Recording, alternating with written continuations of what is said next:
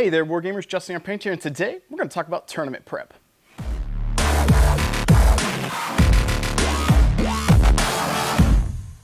I'd like to welcome you guys back to the channel. If you're new here, please alpha strike that like and subscribe button. And if you're a returning viewer, thank you so much for having my 6. I appreciate you being an awesome lance mate, star mate, whatever the case may be for you. Thank you for being here. Appreciate you tuning in and support what I do. That said, today I'm going to take some time to talk about tournament prep. As many of you know, as of filming this in a couple of weeks, I will be over at Nova Open 2023, running the Battletech Alpha Strike tournament there, 2-day event, Northern Assault. And I'll be running the Alpha Strike Grinder stuff I'm trying to do, as well as open play, learn to play, stuff like that. So, and not only that, because of the proximity to where I am to Fortress Miniatures and Games, big sponsor of the channel. So if you're looking for anything Battletech related, make sure you check out Fortress Miniatures and Games for all your Battletech needs. Shameless plug out of the way. Because of my proximity to Robert, Mr. Bobby from Fortress Miniatures and Games, I also attend Southern Assault every year as well. I figured it might be a good idea to put out a video that talks about getting prepared for a tournament.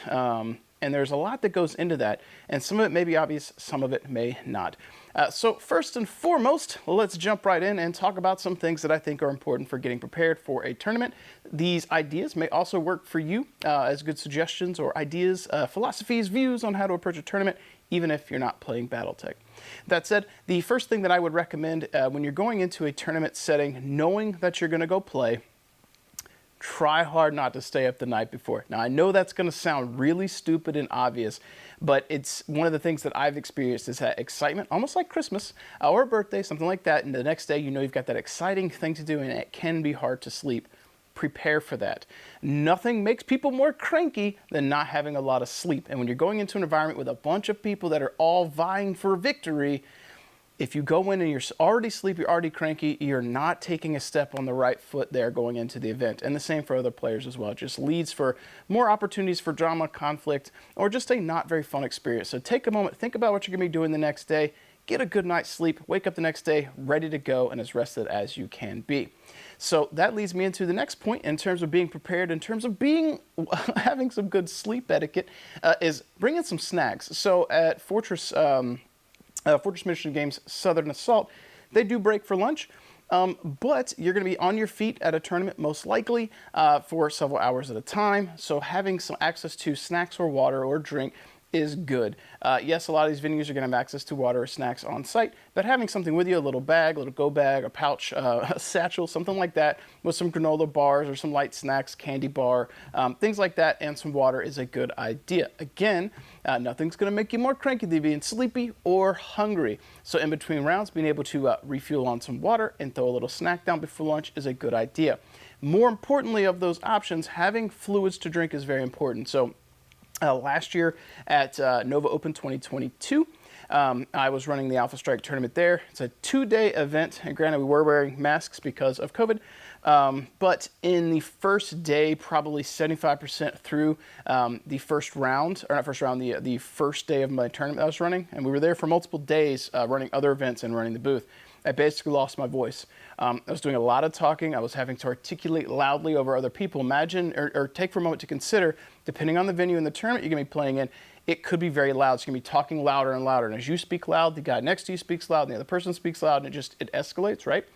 Your vocal cords are going to be strained, and you may seem silly, but bringing water is going to help with that. It's going to keep you hydrated. It's going to keep your vocal cords feeling better. And if you don't have it, you might regret it. So getting some sleep, having some snacks, having some water, very important.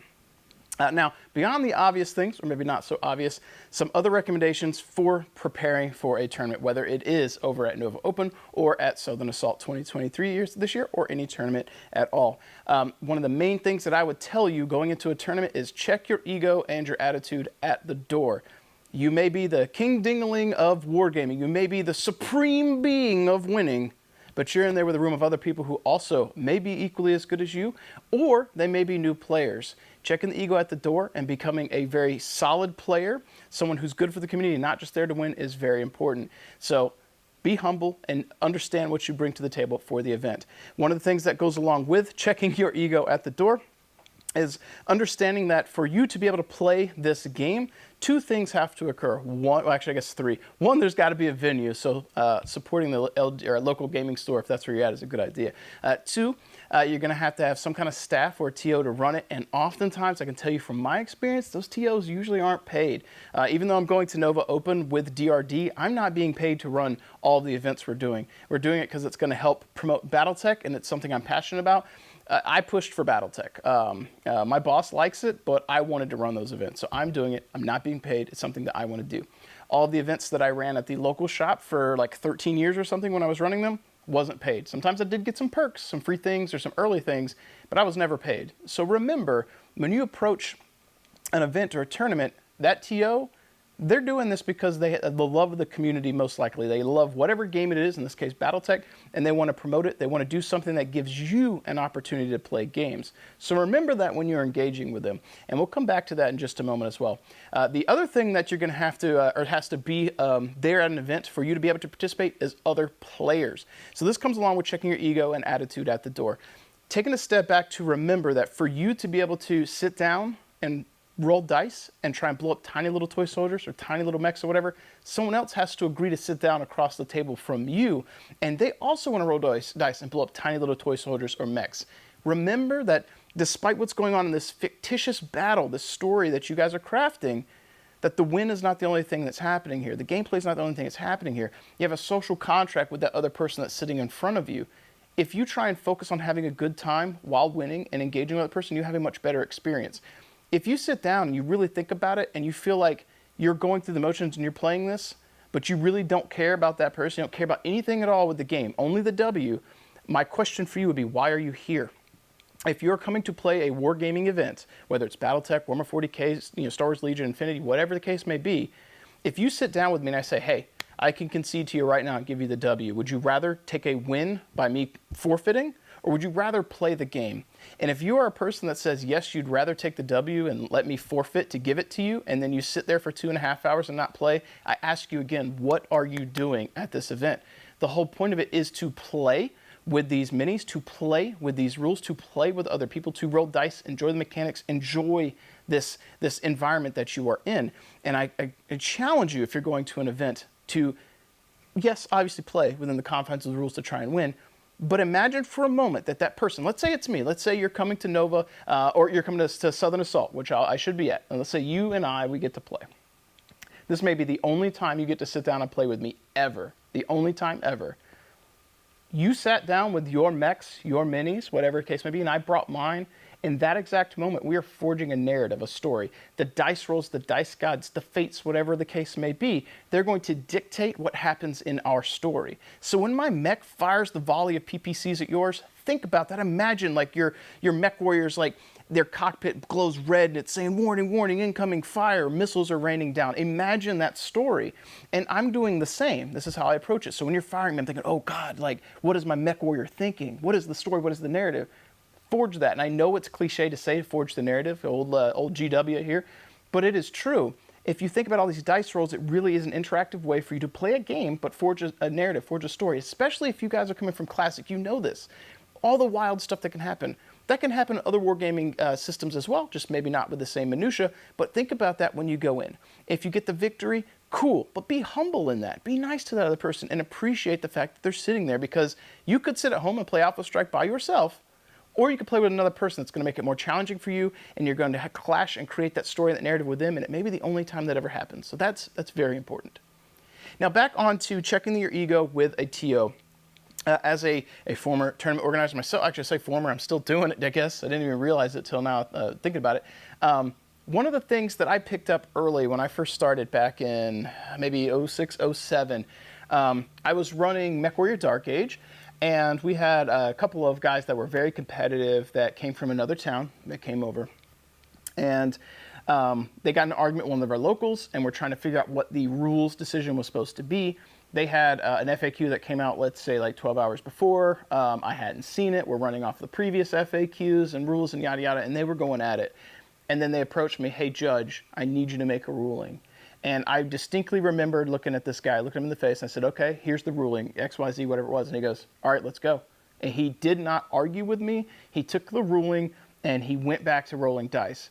I challenge you to respect a TO and remember that their wording, their rule is law. Their decision is law. It may be wrong, but they're the TO. What they say goes. If you want to have a discourse with them and have a conversation, do it politely after the round. There's nothing that's going to help you by arguing with the TO in there in front of the other player. Not only is it going to look bad and unprofessional, you're dealing with someone who's a volunteer trying to make the best decisions possible, but also you're taking away from your game time. That's a disservice to you and your opponent. Let the TO make the decision that they feel is the best in that particular case. Get back to rolling your dice, and if you feel it was the wrong call, or you can show them where it was wrong, politely approach them after round and be like, hey, TO, I appreciate you coming over and answering this rules debacle with me and my opponent. I just want to show you on this page right here, this is the way the rules say it, unless I misinterpreted it. I just wanted to show you. I didn't want to argue with you during the round because I wanted to get back to play, and you came and made the decision, and I respect you enough to allow you to make the call. I just want to show you this after the round. Be polite and show them, and when that's happened with me as a TO, I'm like, hey, thank you, I appreciate it. And the thing that I do after that happens, before the next round, if it's a very obvious, or a thing that's very obvious that other players may encounter, I'll tell them before the round, say, hey, guys, I just want you to know this occurred in one of these things. I want you to know this is how we're going to rule it. This is the way it's supposed to be. So, again, checking your ego. Don't argue with the TO. Be polite. Remember, the focus here is not just the win. You're supposed to be enjoying the gaming experience while you're doing it. So beyond getting your attitude right, getting some sleep, having snacks, and having water, let's jump into the meat and potatoes of preparing for a tournament. So some of the questions that I challenge you guys to consider before you approach an event is to ask yourself, what kind of event is this? So in that, I'm specifically getting at, is it going to be scenario driven? Is it going to be like objective based stuff? Is it going to be just a kill tournament? How is it going to be? The way you answer that, or what the TO brings to the table, is going to dictate a lot of things that you do. For example, in Alpha Strike, if you're playing a tournament that is only kill based, certain lists function a lot better in that environment than they do in an objective-based game. So identifying what type of event it's going to be ahead of time is going to allow you to prepare for your tactics and your list building. So for Southern Assault and for Northern Assault, which I'm running, it's going to be heavily objective-based and the mind very narrative and interesting crazy mechanics I'm attempting to do, so it's fun. So being able to see those scenarios ahead of time allows you to forge your list. Come in prepared and know what it is that you want to bring. It's kind of a feelsy-badsy if you come into a tournament and you didn't try and find out information, or the TO gives you a packet that's not well fleshed out, and you bring a list that's really good at this type of gameplay, and all your scenarios are this type of gameplay, and now all of a sudden you can't really compete very well. Obviously, you want to have a good time and have a good experience with your opponent. You want to make sure you give yourself every opportunity to have a good time, and you're not going to have a good time if your list can't actually play the scenarios. So keep that in mind. One of the other things to consider from there is what kind of unit restrictions will there be? Before you set on a list, before you say, I want that unit, I want this thing, what are the restrictions? In 40K, there may be various tournaments that restrict types of units or number of units that you're allowed to bring, or things of that nature. In Battletech, you may be arrow locked. There may be certain types of units you can only bring one of, or two of, or none of. Try and dig into what unit restrictions there will be before you get dead set on what it is you want to paint, or excuse me, what you want to buy, build, and paint. That's going to give you maximum opportunity to have no feelsy-badsies, because if you build your list ahead of time, then you look at the restrictions, you might be sad, because you might be like, hey, I can't bring 4 artillery pieces. The event's only let me have 1, so now I got to go paint more stuff. So keep that in mind. The final thing on this particular topic is understanding the points. How many points, or whatever system it is, in this case I'm assuming you guys are listening for my insights on how I might approach Alpha Strike, what are the point totals going to be? What is this going to do within the confines of the point totals? What is it going to allow you to bring to the table? Now that seems obvious, but at face value you hear, oh, we're playing Alpha Strike 200 points. What does that mean to you? We're playing Alpha Strike at 250, 300, 375. What is it? What does that mean to you? I can tell you immediately what it means to me in my head. When I hear 200, I think, okay, I want to lean towards Inner Sphere. I can bring a lot more material at 200 points than clans typically can. And especially when we go back to like unit restrictions and so forth, a lot of events are going to cap you, at least with Battletech, they may cap you on the number of units you can bring. So if you're capped on the number of units you can bring anyway, let's say we're looking at 375 and I can only bring 16 units, it's a little more forgiving to play clan stuff, right? Because it's more expensive and I cap out at 16 anyway. If I'm Inner Sphere, if I cap out at 16, it's real easy to get 16 models because they're cheap and I can make my skill ratings a lot better. When you go the other direction, however, and you still have a unit restriction, at the lower point total for Alpha Strike, it becomes increasingly more difficult for clanners to compete. Now, I challenge clanners to still try. I think that's what makes you, what's your true clanner, the Ilkon, you know, that type of thing. That makes you better than us smooth-brained spheroids, right? Is that okay? Is that offensive? I hope it's not offensive. Sounds like something a clanner might say in Battletech. Maybe not smooth-brain, maybe spheroid. But still, the point still stands. That is a challenge for clan players to be able to build a list at lower point totals, and it's a lot easier for Inner Sphere for me. So when I hear 200 points, I immediately go Inner Sphere. When I hear 250, I'm like, okay, I could play clanner, but Inner Sphere is going to be a lot easier. I hear 300, I go, okay. At 300 points, I think I can start bringing my clan stuff. I think I'm going to be able to, for me, because I like to be fluffy, at 300 points, I'm thinking, can I bring a trinary? Can I bring 2 stars and 5 points of elementals? Can I do that? And at 375, I'm like, hell yeah, I can do this, easy peasy, and I can give good skills. And now knowing that I'm going to be going up against Inner Sphere as well, but it makes it a lot easier for me to do that with the clan stuff. So point of this is when you hear the point totals, get your gears going and start thinking beyond what the points mean specifically. Obviously, it restricts your units, but what factions or what side of the aisle you land on, how is that going to impact what you build? So it gives you some perspective on how to approach what you want to buy, build, and paint for the event. So now that you've identified what type of scenario play, whether it's going to be scenario or just kill points, unit restrictions, point totals, and what faction you may want to play, there's a few other concepts that delve deeper into that I'd like to cover. The first one here I'd like to talk about is critical mass. Do you have enough material to play the scenarios? This is also going to toe the line between quality versus quantity. I want to get into that philosophy in a moment. But specifically, when you consider critical mass, what do I mean by that? I probably already said that, right? Because goofy. When I say critical mass, it means do you have enough material to play the actual objective? So let's say we're playing 375 points, and you plop down your army to play against me at Southern Assault 2023. I'm like, yeah, buddy, let's go. And you go, I'm going to bring out my models. You go, 1. I'm like, cool, got a Mad Cat. And you go, I'm going to bring out 2. I'm like, cool, you got a Massacre. And then boom, you pull out your 3rd one. You go, oh, I got Dire Wolf. And I'm like, oh, yeah, that's pretty cool. And then you go, boom, you got your, hell, I don't know, I'm running out of climax here. You got your Hellbringer. And then you're like, just for the lulz, I got a Fire Moth. And I'm like, all right, cool. Where's the rest of it? And you go, that's it. And I'm like, oh crap. Okay, you only have 5 models. And then I pull out mine, and I'm like, hey, I got a reinforced company for my Inner Sphere. I've got 16 to 20 models, right?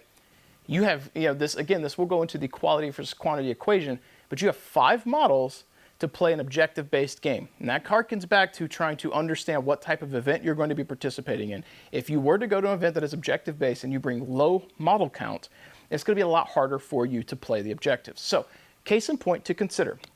When you're playing an event that, say, has 5 objectives on the table, right? Maybe there's 1 in each corner, 1 in the center, something like that, right? Let's say I have 20 models to play with and you have 5. I have a lot more material to divvy out to go after objectives. And I know that I only need to hold 3. And I can easily hold those 3 from you probably because I outnumber you. And then I can try and contest one of yours. So I can make it real easy to try and hold my 3. So I grab my 2 in my deployment zone, I grab the 1 in the middle. Maybe we're fighting for it and we're contesting, right? But you're having to invest material, part of your force, to stop me from scoring there. Because it's pretty obvious the nearer objectives to our deployment zones, we're both going to probably score, right? I would say that's probably wrong. Because you only have 5 models, it's a lot easier for me to project my models onto your objectives and contest them, and that's not the same for you. You don't have as many pawns to play with. So it's a lot easier for me to try and get the initiative, get the edge on you when I have more material to play with. So that is critical mass, making sure you have enough models on the table to actually play the scenarios. Now, one little tidbit of information that I've talked about in videos before, kind of piggybacking on the critical mass philosophy or idea. Consider this. When you're going towards how critical mass might work and how you might transition that into a gameplay tactic. Let's say we do have 5 objectives on the table. We have 1, 2 in my zone, 3, 4 in your zone, 1 in the middle. We're going to both hold our own objectives. So I'm going to score a point, so that's 2. You're going to probably score 2, you would assume. And then the 1 in the middle is most likely contested, right? One of the things I will do is playing the odds, rolling the dice. I will try and overload that center objective. In this case, you can use this philosophy in a variety of ways, but consider this. I might overload the center one to try and take that, right? Then I might take like a Locust or Fire Moth or something fast, and I might just sprint it, Hail Mary, towards an objective on the other side of the table. If you leave one that's weakly defended, and I feel like there's a reasonable chance you might not kill my little harassing unit with the high TMM. So what does this mean? It means if you can't do that to me, I've got one objective, two objective. We're contesting in the middle. You've got one objective, two objective. I'm contesting that one. So now you have 1 point to my 2. We're contesting in the middle. So it's a 1 to 2 point game right now. If I clear the middle, it's a 1 to 3. If you clear my objective, or excuse me, it's a 1 to 3. And if you clear my my guy that's contesting off, which means you're not putting fire in the center of the table because you have to clear him off that objective, now it becomes maybe a 3-2 point or 3 to 2 game, right? Okay. If you have enough critical mass on turn 1 or turn 2 to get ahead by a point, the onus is now on your opponent to fight you for the win. Now that sounds really stupid, like, right? Of course they're fighting you for the win. But the point is, now I've got my 2 objectives I can easily hold. I've fought for the center, I've contested one of yours, I've got ahead by 1 point. I can guarantee I can probably hold these 2 objectives. We're probably going to fight for the center one the rest of the game. I can be a bit more defensive and make you fight because you, as the player who's on the back foot now, you have to get ahead of me. I'm 1 point ahead, just that 1 point. That makes the center objective massively important. And I can sit there and put the gun line and pound into it and contest it. And you at some point will have to clear me off an objective just to tie. And then you have to get a second objective in turn to go ahead or hold the more objectives than me 2 turns to pull ahead. So that's the thing that I like to do. It's a little bit aggressive. There's a little bit of risk reward in there, but I will usually try and determine what I think the best outcome might be. And if it's a 66% chance that this is going to yield a positive result, I might roll the dice on that because we're playing a game. We're trying to win, right? Want to get ahead early, force you onto your back foot, and if I get 1 or 2 point lead, now I can be defensive. Do not get ahead and stretch yourself thin trying to just dominate your opponent and then allow them to pick off your line. So move the front line, your shield wall, as it were, 1 step at a time. Think about like the Spartans or whatever, and they're fighting with a Thermopylae or some crap.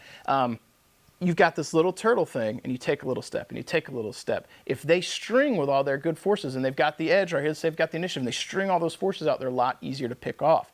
So if you get your objectives, get ahead, and then force your opponent to fight you. There's no reason for you to stretch yourself then to try and go after objectives you don't need.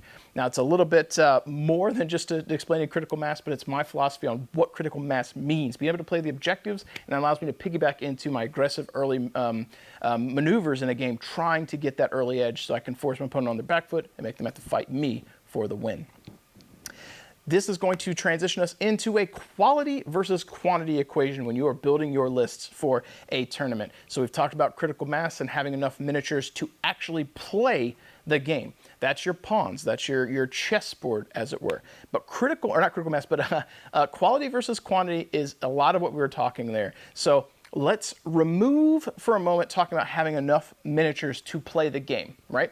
Let's go back to that previous example where you bring 5 really ace, badass, legendary pilots, and I bring 20, right? Your guys are going to be able to hit, and they're going to do consistent stuff. When I lose a model, not a big deal.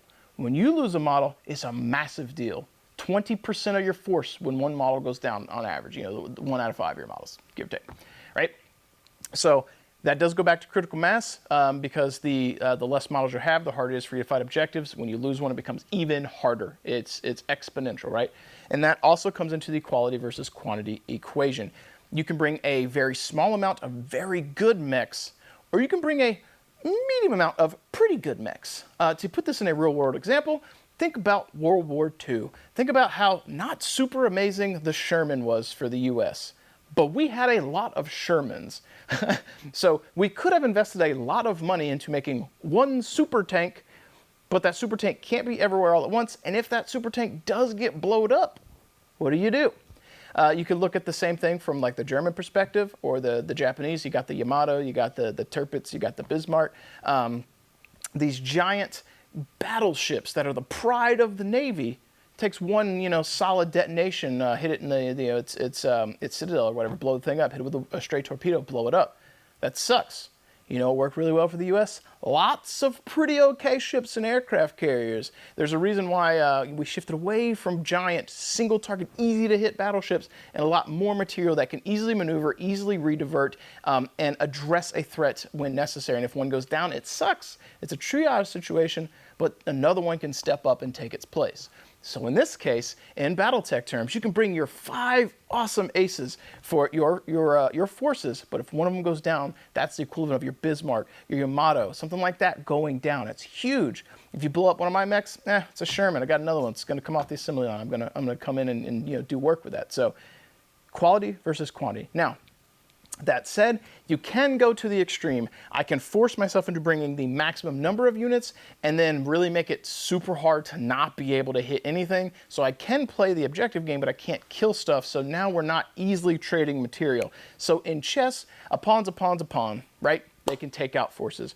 But in Battletech, my pawn might not be able to actually hurt your pawn, right? So you have to find that sweet middle ground where it's like, I have enough material, critical mass, I've got enough quantity, which is great, that's giving me enough quality of its own right to be able to play the scenarios. Some of the issues that I've seen when I've played in tournaments and ran last year at Nova, some players get super excited about bringing a couple of super primo mechs, and they forget that if you bring in, let's say a Mad Cat skill 4, 55 points, something like that, right? I bring in a skill 4 Mad Cat, 55 points. You bring in a skill 0 Mad Cat, that's 100 points. What does that mean? That means your Mad Cat has a hell of a lot easier time hitting things and doing damage than mine does, but you know what is the same? RTMM. Your guy costing more and having a better pilot skill, or excuse me, a gunnery skill in Alpha Strike, does not equate to your survivability. It's combat focused, it's combat efficacy, right? So that equation that you're looking at is I'm spending more on a unit to make it more lethal at dealing damage, but it doesn't make it any harder to kill. So if you have enough critical mass, enough quantity to go up against their quality units, weight of fire will take things down. So that's one of the things I have to really encourage people to understand is that it is very easy to get into a point where you really want to bring that ace mech, that guy that's super awesome, but it doesn't make him any harder to kill. So to drive this point home one more time, if you have an Atlas with a TMM of 1, and he's 100 points. That Atlas at TMM, or 100 points, is just as easy to hit and kill as an Atlas at 50 points, right? Those are things for you to consider. What is the happy middle ground for you? I can't tell you that. I can tell you for me, that shifts a little bit because I also try and be fluffy and find what I like, and I try and find a middle ground that's going to allow me enough material to play a game and not have put all my eggs in one small basket. But at Southern Assault 2021, I tried very hard to play a very fluffy list, which broke from some of the philosophies that I'm sharing with you. And I fielded 12 models, would have been 15 if we could have had duplicates of battle armor because I wanted to field a trinary, right? I had to be able to get those models in at 350. A lot of my units had very bad skills. They had good TMMs on some of those units. So like my Fire Moth might have had like a skill 6 or 7, which is crazy. It's like putting an infant into your mech for a clan, or like skill 7 is just unfathomable for them, correct? But he's still just as hard to kill. He just can't hit stuff, and I'm not doing a lot of damage with the Fire Moth anyway. So that Fire Moth's objective was to get behind stuff and shoot them and to harass objectives. Unfortunately, I won the majority of my games, but it wasn't because I killed a lot of stuff, it's because my opponent struggled to kill my mass of stuff, and my skills were really bad. So while I enjoyed some of what I did, it was also a little boring because I couldn't kill anything. So to drive that point home one further, when you're considering what skills you want to put on your units, what is the event going to allow you to have? At Northern Assault this year, at Nova 2023, the low end is capped at skill 2, the high end is at 6 this year. I'm going to see how that goes and see what kind of the lists that leads to. Typically it's been skill 7. I've seen some comments online about skill 7 kind of borderline being cheating and not fun, so I limited it to 6 this year to see. When you are determining what you want a unit to be, what you want it to do, what is its battlefield role, right? And this is inadvertently leading into the game plan for units, so this is a good segue. If you bring a Fire Moth, right, it is real tempting for some players to maybe want that Fire Moth to be a skill 0. That's a super extreme. It's probably more like a skill 2 or 3, right? You want to be able to hit stuff, but that Fire Moth's efficacy in combat goes up, but its survivability does not at a commensurate rate to the points that you spent. If you were to shift that Fire Moth skill to, say, a 6, what does that do for you? Saves you some points. When you trade material and the Fire Moth goes down, it sucks because you're losing material, but it wasn't a lot of points. If you're Locust, for example, you bring in a Locust at skill 6 and it comes in at like 14 points and it dies, that sucks. But it's 14 points out of your total build total, and it shots your opponent invested on that Fire Moth, or not Fire Moth, the Locust, they didn't invest in something else. But something else to consider is what you want their battlefield role to be. What is the game plan for your units. So in this case, if I run a light mech, which I typically run light mechs with a worse gunnery skill, why is that? That is because my light mechs are meant to shove objectives. My light mechs are meant to harass. My light mechs are meant to get behind enemy lines, get behind them on their rear arc. I don't need a very good gunnery skill. Now, this pushes the fluff aside, because you obviously want good pilots. But in the gameplay mechanics, my Locust, my Fire Moth, my light mechs, my fast harassing objective grabbers, high team M units, I'm not sitting at medium range and shooting them. I'm not sniping with my Locust. I'm not sitting at long range on my Locust. I'm at short range. If my Locust is gunnery skill 6 and shooting at short range in Alpha Strike, that's skill 6 base for what my initial dice roll is, plus 0 for short range, plus whatever the TMM is on the target, averaging a 2, right? You're probably going to see a 2 is going to be pretty average, right? So above average dice roll to hit a target at needing an 8, essentially. So on the spread, you're looking at a 6 to a 9. Depending on what you're fighting, might be skill or team M1 or team M3, so 6 to a 9.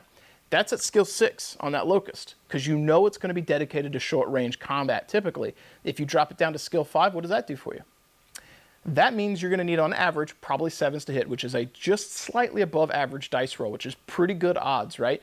If you're needing 5 base to hit, skill or plus 0 for being at short range, and assuming on average the team M you're going to see is a 2, sometimes it's 1, sometimes it's a 3, but let's say it's a 2, that means your dice roll to hit and deal combat damage is a 7. Not bad.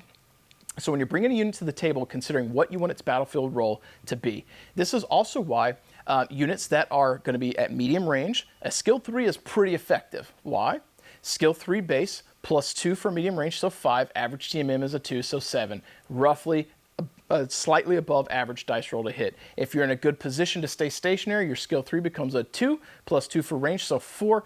Average TMM you're probably going to be facing is a 2, so 6s, below average dice roll to hit. If they have cover, that adjusts it a little bit, or obscurity, but that's kind of the concept to consider. Now, I don't like to be stationary very often with my units, but this brings us back to, again, the battlefield role and what you want your units to do. Shoving those cheap light mechs forward to be fighting at short range, hopefully leveraging a decent dice roll to be able to hit, because they're not going to hit at medium or short range, and I don't want them to. It's not their job. You can't, or if you drive forward with your Fire Moth, your Locust, your Swarm of Lights, if your opponent ignores them, that's good for you. Those are your pawns that your opponent is allowing you to shove into their front lines, into their back lines, onto their objectives. So what happens when you push forward those lights and you harass?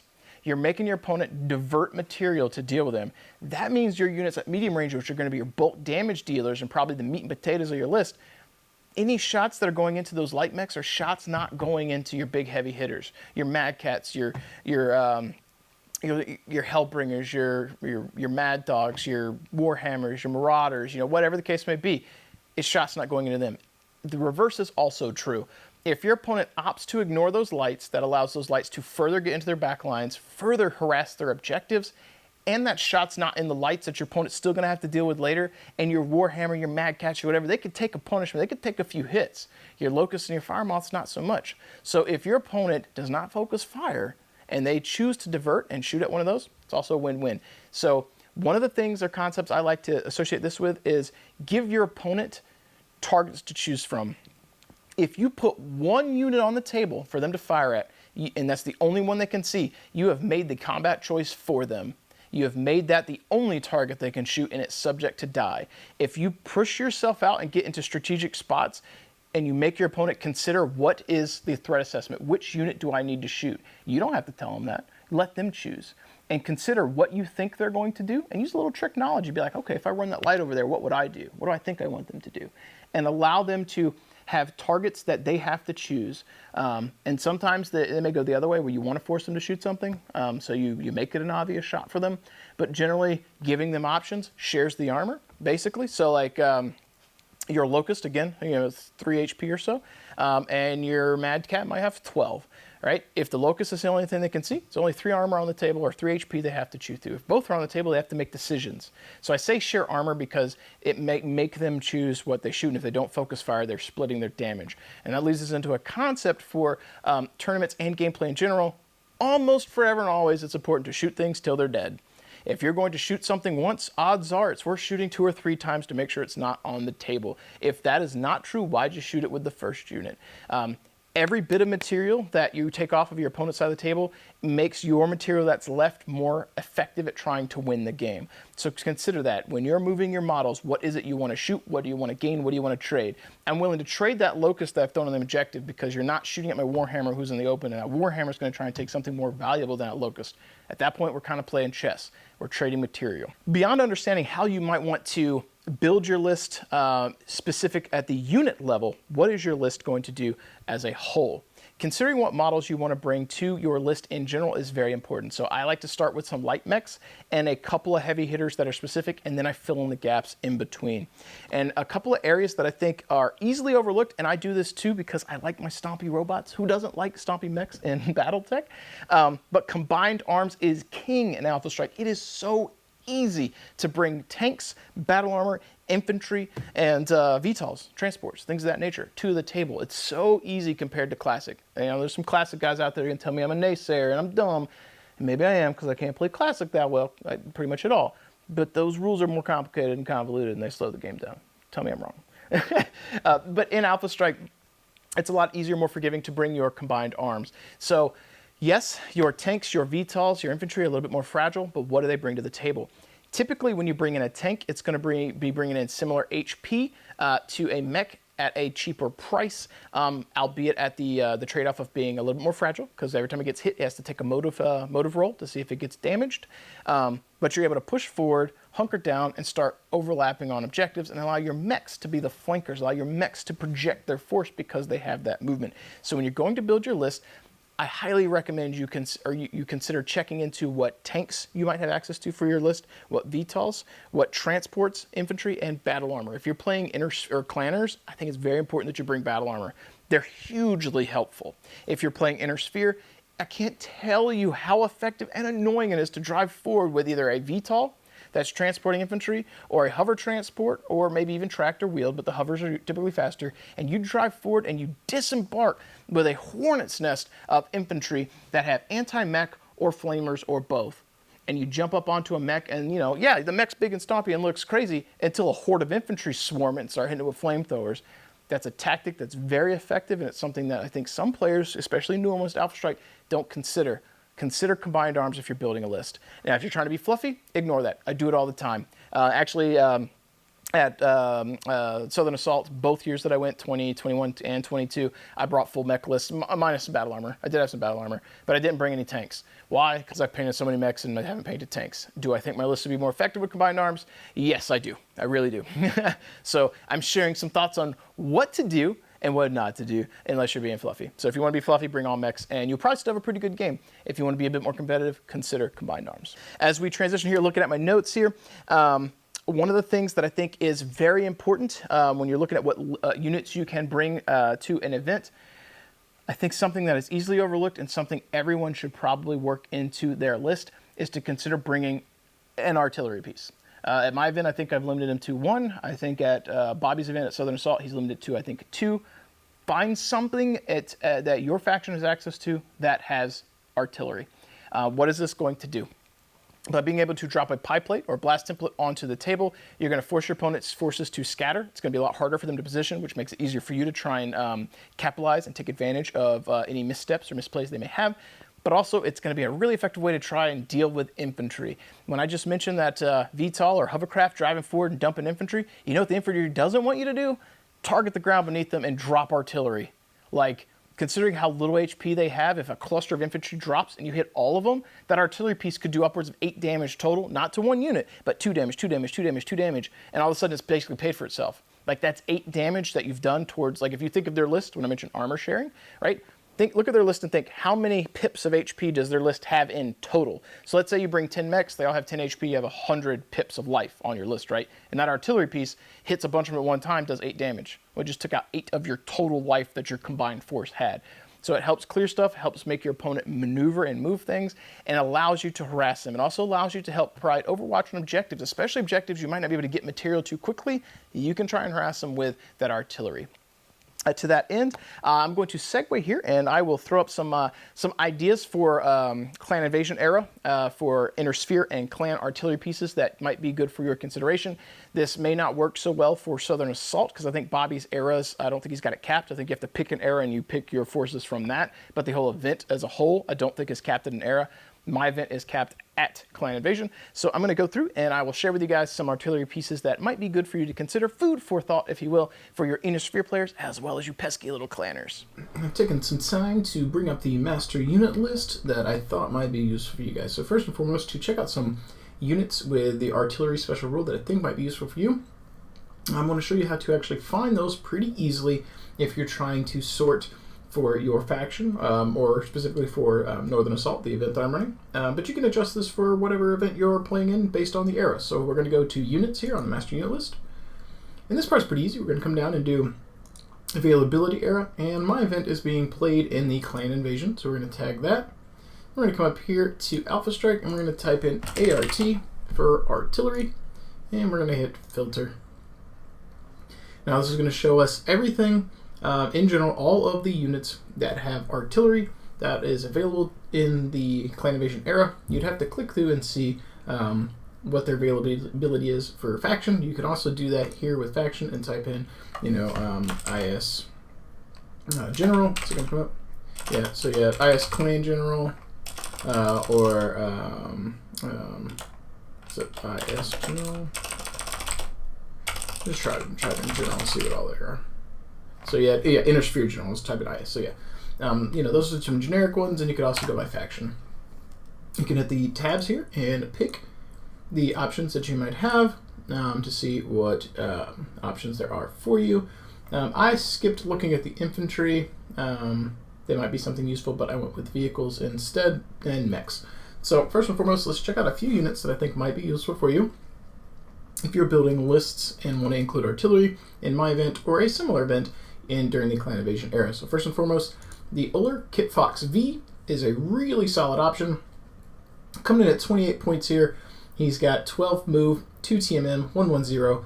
He's got an artillery piece here. For that particular one, you'd have to go to the rules to find that variant, but he will drop a pie plate, which is really nice, and you can do it with a little bit of mobility and survivability, which is pretty good. And this is available to Homeworld Clan General, Inner Sphere Clan General, and Wolf's Dragoon. So if you are a clanner, this should be good to go. Pretty generic, you have access to it. Now I selected this one because it is relatively affordable when we sort by point value. It is the cheapest mech with artillery that is available, coming in 10 points cheaper than the catapult, which is really, really nice. Which, lo and behold, the next options I'm going to bring up are the catapult C3 and C5. Now, that is available to the Capellans, Comstar, Dracona's Combine, Federated Commonwealth, Federated Sons, and Word of Blake for the C3 variant, and for the C5 variant, just the Capellans. So if you're a LoW player, you get access to this one at 42 points with Case. This one a little bit less HP, 4 points less, and a little bit more accessible to the majority of, I want to say majority, but a nice selection of Inner Sphere factions. So this one might be something for you to consider looking at if you are an Inner Sphere player and these factions line up with what it is that you're going to be playing. Now, if you're interested in vehicles, I've got a couple here. We've got the Chaparral Missile Artillery Tank. And this one is available to Inner Sphere General, Mercenary, Periphery General, and Wolf's Dragoons. 24 points, 8 tracked, 1 TMM, 110 for damage. Pretty much a glass cannon, so you're going to want to hide this thing, but it is a way to get access to artillery if your particular faction does not have access to the Uller or the catapult, or you do not want to run those, or you don't have the points. Now, never fear, if you are a clan player, there's another version of the Chaparral Missile Artillery Tank, the SRM, so they're basically the same, and you've got access to artillery. And this one's available to Inner Sphere Clan, Mercenary, Periphery General, and Wolf's Dragoon. So I don't know why this is split into 2 different entries, but it shows them both, or shows one showing Clan, Inner Sphere Clan General during Clan Invasion, the other one showing Inner Sphere General. I don't know, but it does show that they both have access, so you're good to go on the other side of the aisle. There you go. Now, if for Clan specific, there is a Thor artillery vehicle, and there may be one for the Inner Sphere as well. Let's sort by name here. Yeah, so we've got the Inner Sphere one, I imagine. Yeah, so it's only Comstar, that's why. So this is the Comstar variant. If you're playing Comstar, you have access to the Thor artillery vehicle with 2 TMM, 10 move, not too bad. And if you're playing Clanners, your Thor's actually got a little bit more damage. Also, his artillery coming in with a decent price. His movement the movement on this is a little lower than Oler. TMM is a 2, whereas Oler has a 2 and only has 110 for damage, and this one has a considerably more HP with a similar TMM and similar movement. So this one actually brings a little bit more survivability to the table relative to the 1 point difference that it brings to the table compared to the Oler. So those are a couple of pretty stellar, affordable, and cheap variants of units that you can bring to bear in your games of Alpha Strike and in tournaments. I think you would be hard-pressed to go wrong with any one of these. So hopefully they will be good for your list building and consideration. And finally, as we segue out of talking about units, I want to reiterate one last thing. Light mechs are king.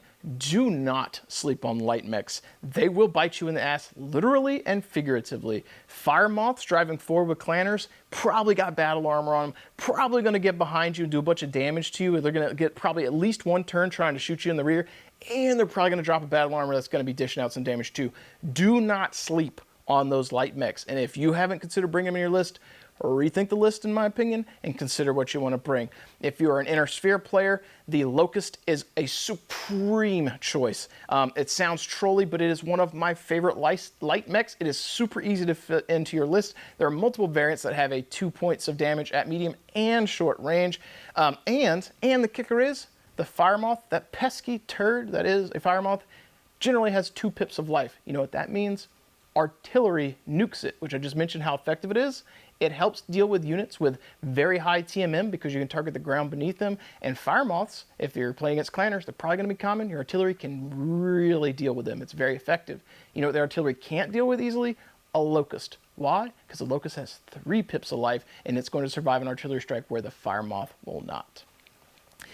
The light mechs are the pawns for your list, the tip of a spear, if you will, or maybe the tip of the dagger that you're driving into your opponent's back and twisting to try and help give yourself that edge, that crippling blow that might help you win. Consider what lights you bring to the table. Mobility with speed, TMM allows you to have positioning and threat projection on the table. One of the benefits of the Fire Moth, despite me talking about how you can deal with them with artillery, is their mobility. There are plenty of Fire Moths that can go from your deployment zone to behind your opponent in one turn real easy, so be careful for that. Beyond considering what units that you want to bring to the table, what their battlefield role might be, critical mass and how many you bring, and the quantity versus quality equation, that brings us to actually considering the game state, what it is you're going to be dealing with.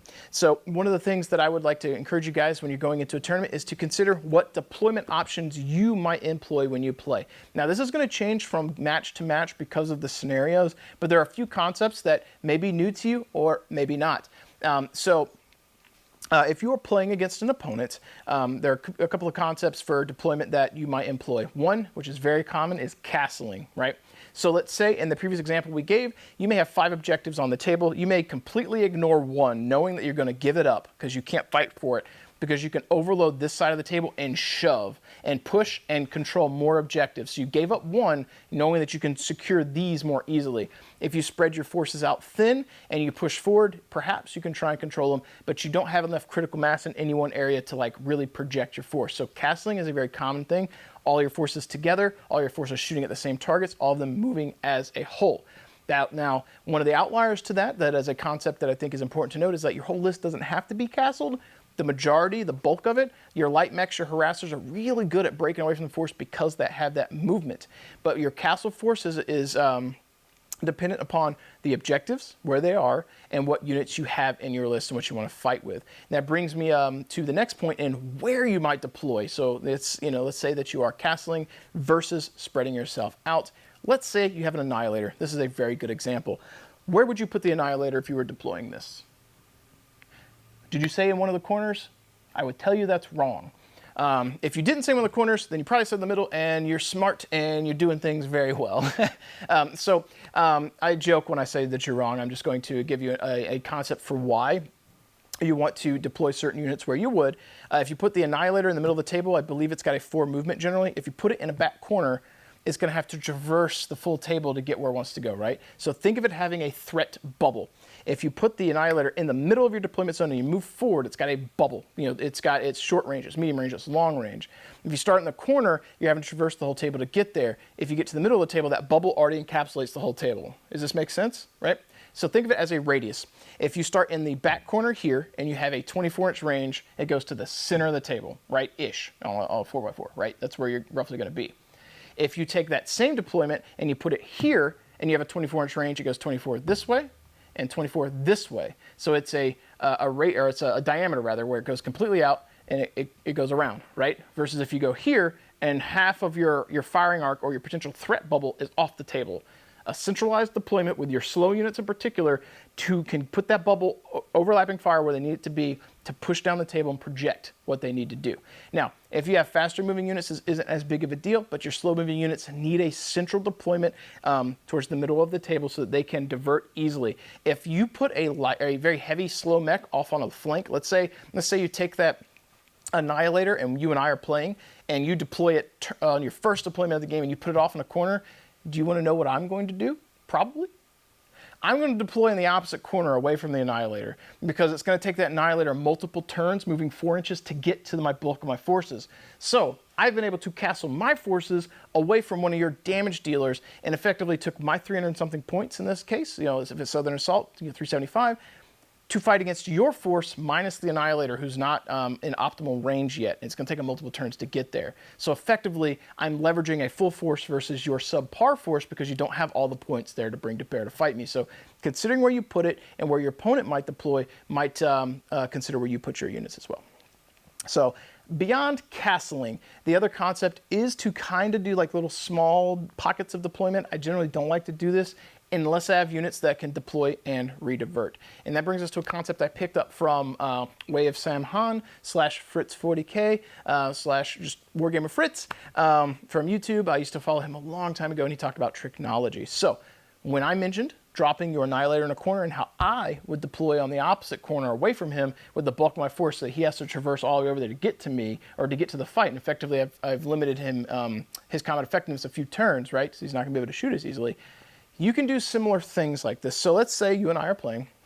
Let's ignore the Annihilator example. Let's say I'm deploying first and I start putting unit off on the right. And you're like, okay. And you put one central wherever, I put another one on the right. And you're like, oh, okay, I see what he's doing. And then you start putting units on the right. You start trying to match my deployment. Then all of a sudden, you're like, okay, Justin's put a few mechs over here on the right.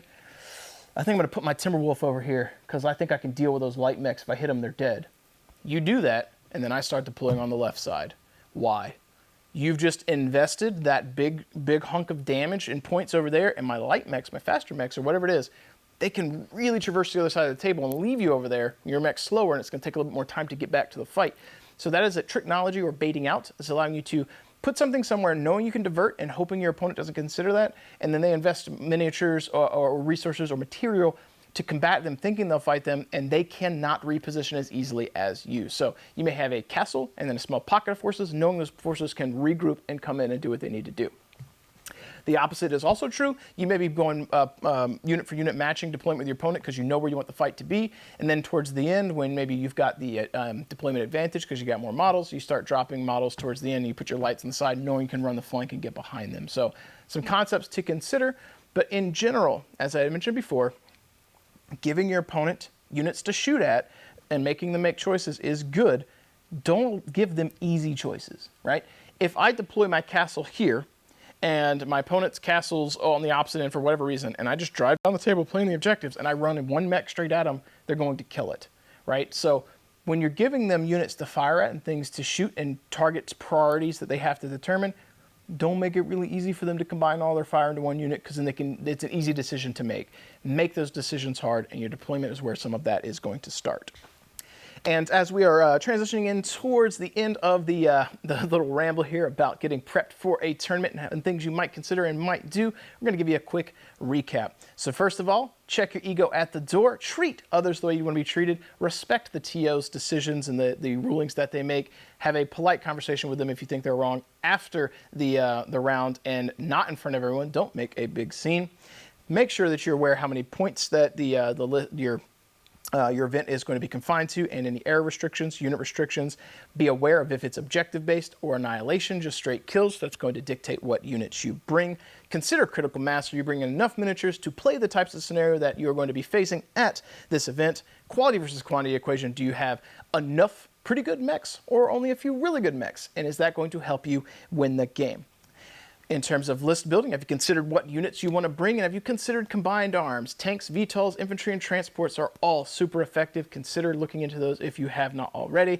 And remember, artillery is great. I highly recommend you putting one on your list. And light mechs are king. Do not sleep on those. Consider your deployments, how you want to place your miniatures relative to what your opponent's doing, where the terrain is, and where the objectives are. Do you need to be placed in a centralized position in the middle because your units are slow and you want to make sure they have maximum opportunity to shoot every turn if they can? Or can you bait out your opponent's deployments with a little bit of technology because you have units that can sit on a flank but re-divert and group up with your main forces should the need arise? And finally, a couple of thoughts that I'd like to end on here today in this video. Remember, as I started at the beginning, for you to be able to roll dice and blow up tiny little toy soldiers and mechs, someone else has to agree to sit down and roll dice alongside you, across from you, on the other side of that table. You never know what that person's going through in their everyday life. They may be having a good day, a bad month, a bad week, a bad year, a bad go at life in general. And this may be their escape. This may be something fun for them. They may want to sit down and roll dice with you, and they may not actually care about the win or loss, but they want the experience. They want the camaraderie. They want to share this universe, this IP, Battletech, that we all love, with other like-minded individuals and gamers. Perhaps for a moment, they want to sit down with their mechs, their lances, their companies, their stars, whatever the case may be. Perhaps they want to sit down with those, and for just a moment, they want those to clash with yours, and they want to imagine the battle taking place in their head. They want to remember the cheers and the oh no's when something goes good or goes bad, because they're forging a story. And long after the dice have fallen and gone cold, long after the event is over, I challenge you to have an experience with those players that leaves them with a lasting impression. Whether you went down in glorious defeat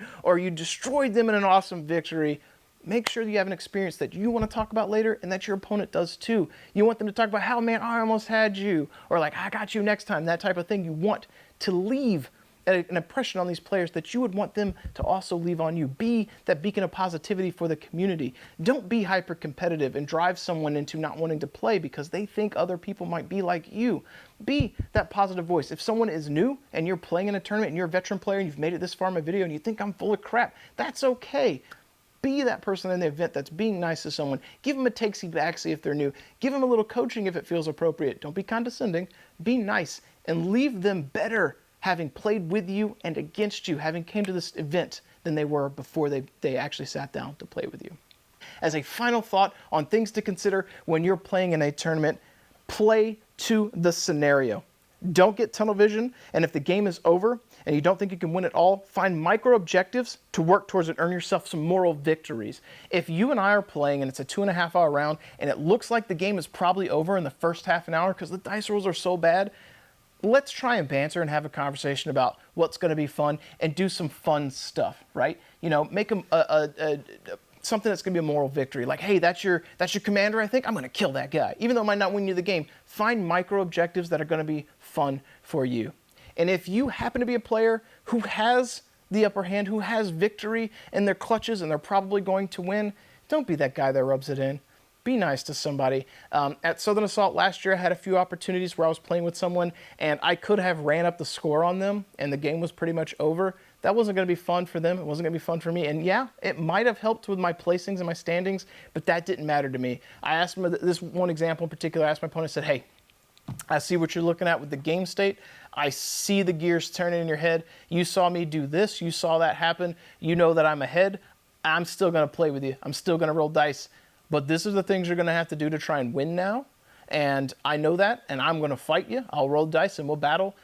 But you got to come to me to do it now. And it's going to be pretty difficult with this scenario. And I think that's what you're thinking. And he looked at me and he goes, yeah, that's exactly what I'm thinking. You're right, all of that. And I was like, if you want to roll dice and let's play this game, we'll do it. I said, but I'm not here trying to, like, you know, rub salt in the wound. If you're not going to have fun, all right, let's do something that'll be fun. And we had about 45 minutes left, which is a little bit of time. And I was like, do you want to just sit here and kind of shoot the shit and, you know, talk hobby stuff with me or anything at all? And he goes, I think that would be fun. And put it down, wrote down the score, didn't run up the score on him when I could have. And we sat there for 45 minutes and had some awesome chats about gaming and everything in life. And for some people, they're going to want to maximize their score. I get it. But know that there's someone else on the other side of the table from you, and winning is not always what's most important. Sometimes that social interaction is very good, that impression you get with that other person. But also, I get that if you want to play because you don't get to play often, you want to roll dice, have that conversation with your opponent. I'll end on this example, because this is one where my opponent was fine conceding, and I did not want to run the score up, and I still wanted to engage with them and be social and have a good time. I played with another guy. I don't want to name drop him, but he painted some minis for my Nova grinder box. I played with him. I pushed forward, played the odds on what I thought was going to get me the edge to win. It went catastrophic the wrong direction, and it went downhill very early, very quickly. And I saw the writing on the wall. I was like, hey, man, like, you got this game, dude. It's like, I'm tired. This is like game whatever today. I'm not having it, and I don't want to be a poor sport with you. And I said, however, if you want to roll dice and want to keep playing, I said, out of respect for you, I will keep playing this game because you're here to play too. I said, but if you are cool and you don't want to, or you're okay not doing it, I'm fine conceding, give me the game, and we can sit here and talk shop about Battletech. And then I said, I think this is going to happen. I think this is going to be the score. I said, I don't want you to not get maximum points because I'm conceding on turn 6 out of 10 or whatever it was. And I said, I think that this, and this are going to happen. I think your score is this, and this. And I think that's probably what you would get. And he goes, I don't think you're giving yourself enough credit, because he thought I would have had some points. And I was like, I think this, and this are going to happen. I think you kill that unit. I think you come ahead. I think you get this score. I really think you're going to get the maximum amount. We went back and forth, and he said, okay, I get where you're coming from, and cool. And then we sat there and we talked. That's not always going to be the same for everyone. Your philosophy may be different than mine, and that is okay. But we had a nice little chat about Nova, because he played my Nova event, and he gave me feedback on that. We talked about our lists, because we were both playing Dark Age mechs, and we had a good time. The moral of the story is, for me, and I hope that I can impart this upon you, is that, again, for you to be able to play games, someone else has to play with you. There'll be plenty of times to try and get opportunities to play. There may be only one opportunity to have that impression with that person, and I implore you to leave that person with an impression where they want to go back to the store and talk about this awesome experience they had. You don't want to be that guy when someone goes back to their shop and said, hey, let me tell you about this crappy experience I had with such and such player. You don't want that to happen. Be that beacon of positivity for the community. Get out there, build your list, paint your models, and prepare for some awesome tournament play. Hopefully you'll come out to Northern Assault here at Nova Open 2023. As of filming this, we have a few slots open because I got them to expand it to 36 instead of 32. So we got 4 slots open right now.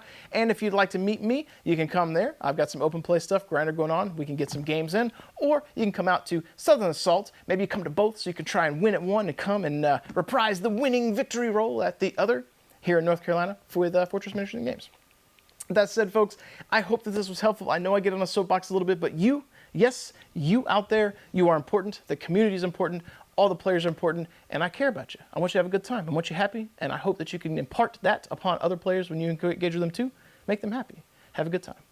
That said, folks, thank you so much for hanging out with me today. I hope this gave you some insight and thoughts on how I approach list building. Maybe it gets your gears going. Maybe it gives you some considerations on things to do. But that said, I'm at work. It's sweaty and hot out here, and we got no air conditioning out here on the shop floor, so I'm going to stop rambling. I'm going to get ready to sign off, and we're going to head out today. As always, before we end, though, if you want to help support what I do, check out Fortress Miniatures and Games, big sponsor of the channel. Anything you want Battletech related, check him out. He's got you covered. If you want to get some paints, check out Pro Acrylic, links and coupons down below. And finally, if you want to support me here at my day job, Death Ray Designs, we got a link in the description down below and a coupon code to pick up some terrain, some third-party minis, and anything like that that might be good for you. As always, folks, thank you so much for hanging out with me. I appreciate you letting me spread my message. I hope you get ready for some awesome tournament play. As always, keep painting your models, keep rolling your dice, and I will catch you guys next time.